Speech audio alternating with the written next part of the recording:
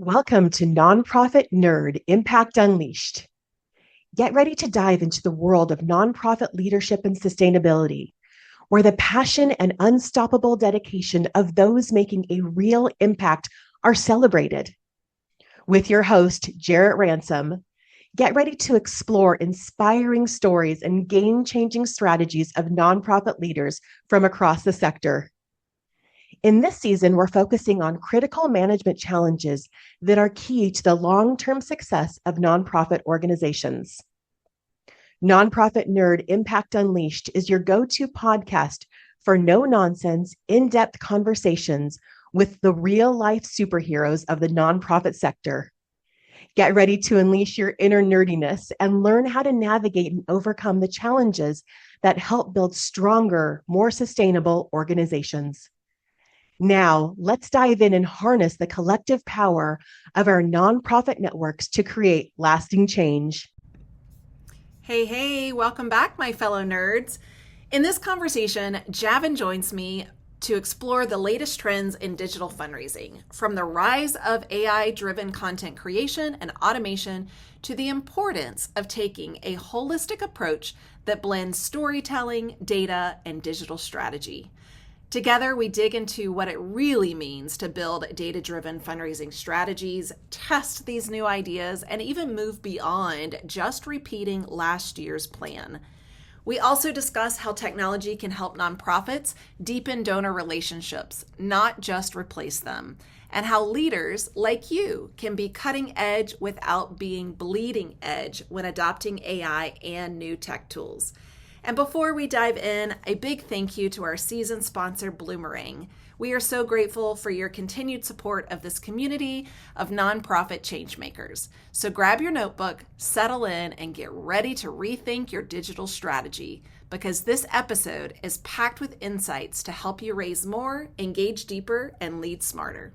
Well, hey there, and welcome back. I am so thrilled to have today's guest, Javan, joining me from San Diego. We just realized that we are more or less friends. And Pearl, if you're listening, Fundraising Academy, we might have mentioned your name as well. So welcome to the conversation. Yeah, Jared, thanks for having me. Absolutely. I'm really looking forward to this. And I would love it if you would please just start off a little bit, telling us a little bit about yourself and the roles, because let's be honest, we all wear a lot of hats in the sector, but those roles that you play in the nonprofit sector. Yeah, we do. So from a background perspective, started my career in the agency world, really quickly recognized the work that I was doing really had to be tied to something that I believed in. I think that was really critical from a career path for me. I was doing what I thought would be amazing clients and amazing work for TV stations and top line apparel companies and product goods and really just didn't feel like it was the right fit for me. Had some friends going the nonprofit route, starting a film, doing work in Africa, and really fell in love with the idea of doing that agency work, but for social causes, ethically defensible organizations. And so that spawned 50 and 50, which is a creative agency. We started that in 2009. And still have that as kind of one side of the house, all the creative services and execution of kind of branding and web and marketing and kind of operating fundraising for nonprofits. But we also created Donately, which was a product in that space too, that just organizations needed better technology, they needed better tools and data. And so we went on the entrepreneur path again in 2011 and started that. So kind of balancing both of those and kind of bringing in both like the technology and the services to help organizations fundraise. With typically what we're looking at, smaller teams, trying to do more with less right now. And so really trying to create a service line and a technology that can help them do that. Yeah, that is really important. And I remember it was an AFP Icon conference I went to, gosh, a handful of years ago.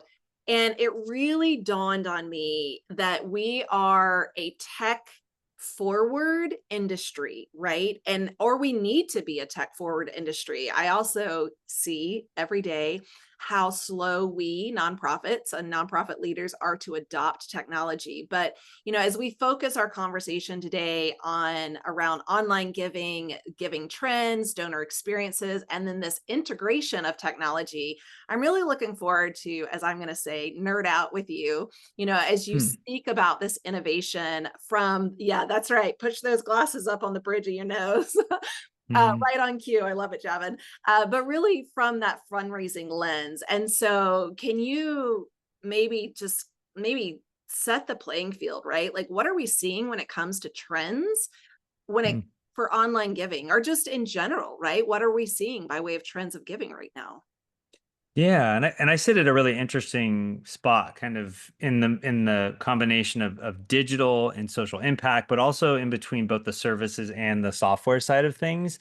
So I do think I have a pretty good perspective in terms of trends. I mean, there's a lot of technology obviously coming out. AI is a big part of that, and so you're seeing adoption of productivity around these tools as both like strategic kind of content creation, customization, automation, all these things. Everything's happening faster and faster and faster. Tools are coming out that can take things that used to take you 2 weeks and do them in 2 minutes. So we're seeing a lot of that, but it's also a bit of a scramble, right? It's not all connected, and we don't necessarily know how to use those tools, right? Should it make content? Should it not? What, how much can we vet and validate and verify what it's doing? Um, but there's a lot of that happening. I think a lot of the technology is happening. The AI tools are kind of pushing that forward.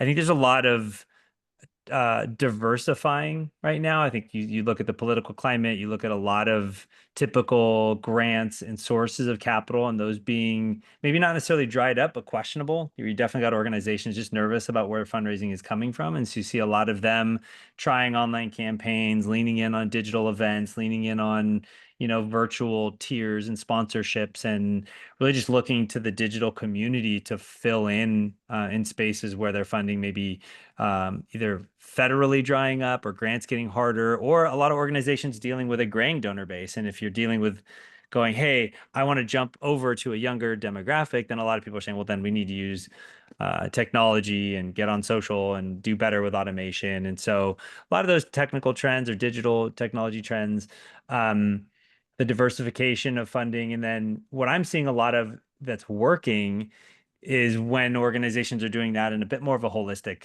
mindset. So I tend to look at digital holistically, and I like to push organizations to do the same, which is it's not just a technology tool. We need more than that. We need a way to use those tools.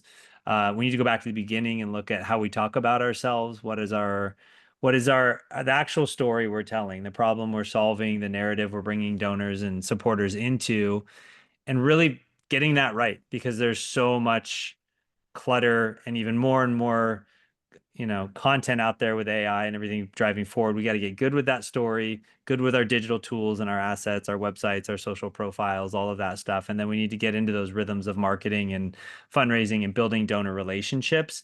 And I know that's a lot, but if you could mash all that into one thing and just consider it all a part of your digital fundraising or your digital engagement strategy, it's better to do that than to kind of do these random acts of fundraising where you just decide, oh, we're going to do a little email here and a little event over here. Like try to pull it into one bigger picture. I feel like that's we're seeing some success with that.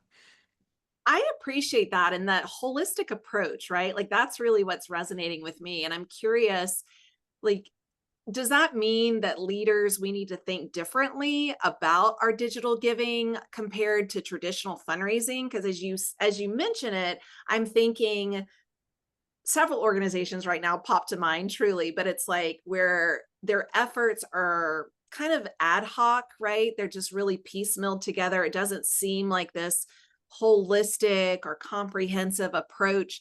Is that on us? Like, do we need to start thinking differently about this?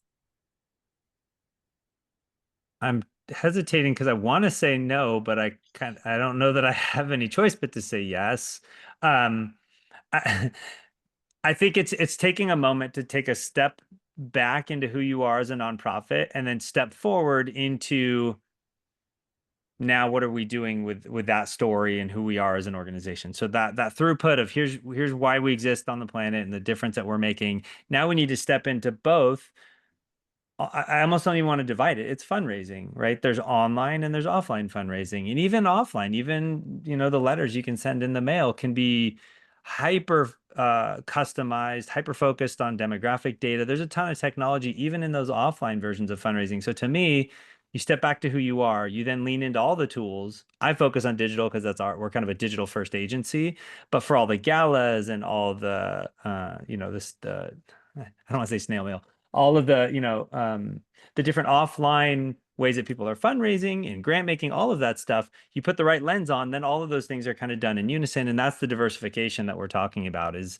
you kind of need all of that stuff. And that's what we see is a lot of, hey, we're trying everything right now. A lot of our clients are just like, yeah, we haven't done this before, but we'll try it. And you learn what works as quickly as you can. And then, the term we use is you operationalize, right? So if a gala works, then you keep it. And if paid media doesn't work, then you try it and you get rid of it. But you keep finding the areas where you can win and you push forward. So yeah, I mean, there's traditional and then there's digital. I think they're both becoming, digital in some capacity, but I think those are some of the differences we're seeing.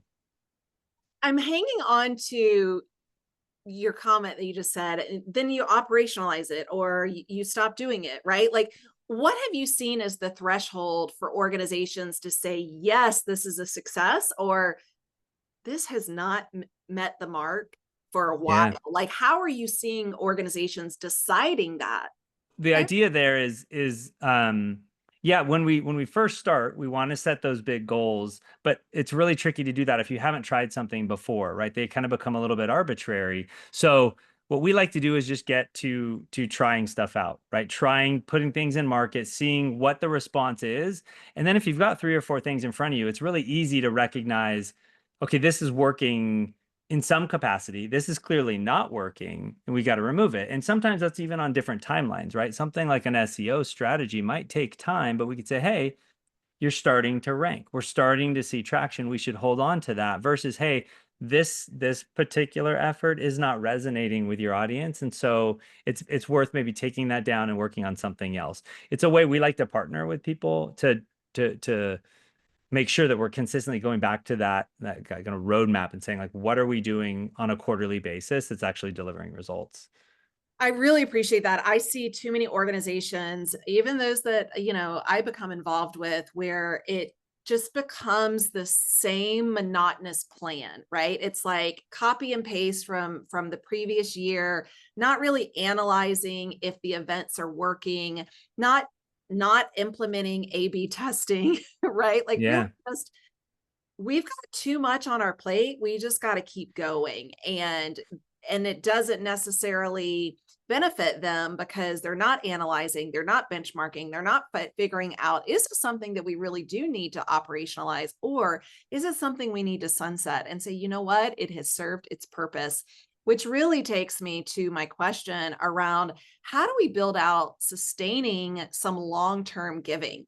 There's short-term giving, right? Like there's crisis giving if there's something that just happened and we just, we need that effort and initiative right now. But as I talk to so many organizations, and maybe you do too, how are you seeing this donor experience play a role in sustaining long-term giving, right? Like, we want to bring them in Yeah. short term. And I think every donor should have the best journey, the best experience, if you will. But what role truly does this donor experience play? Yeah, I mean, there's so many facets to that too, right? There's the initial kind of interaction where it's almost like stages in a relationship, right? When they first come in, how do you nurture and bring them in? But then over time, how do you continue to show them what's being done with their investments and how you're growing your mission? And how do you balance that with, where everybody wants your money to go, which is out to the cause, right? And I encourage most of our clients to really treat it like a relationship, right? It is like anything else, if you take that relationship for granted, it can start to be harder and harder to find that connection. So what a lot of organizations will do that I think we all need to do a little bit better is wait until our next appeal and then ask for money, and then wait until next appeal and ask for money. And there's an 80/20 rule to me is you should give them 80% of your efforts, or 8 out of 10 should be giving back to them, right? Whether it's stories or it's things that they want to hear, they are giving to you because you've invited them into a story of change and a story of hope. And so most of those emails need to be that. And if we haven't done that for a long time, and then we reach back in and say, hey, can you give us a little more? Can you dig a little deeper? Have you built that relationship to ask somebody to go to the mat with you? And I think oftentimes when we're honest with ourselves, the answer is that we haven't. So it's very relational. The work we do is relational. And so you need to be doing that. And in a world where things are getting more and more digital, it's hard to do that. We all are seeking very real, authentic Mm. relationships and impact and things like that. And so it can be tricky. I mean, I think leaning towards video, leaning towards in person when you can, leaning towards all the ways that, like any other relationship, draws you closer, to try to provide those for people and give them that opportunity for connection. When we started, you mentioned, really this technology space and AI, and I'm curious how technology is shaping or reshaping, right? The way that we nonprofits, nonprofit leaders are connecting with our supporters. And I even shared earlier my AFP icon experience where I'm walking the floors and I'm realizing, wow, we are really tech focused. And for some reason, it didn't dawn on me until that conference. And so my question again is like, how do you see technology reshaping the way that we're connecting with our supporters? What are you Yeah. thinking differently? Because wow, has technology made some serious advancements. We're not even done, right? Yeah.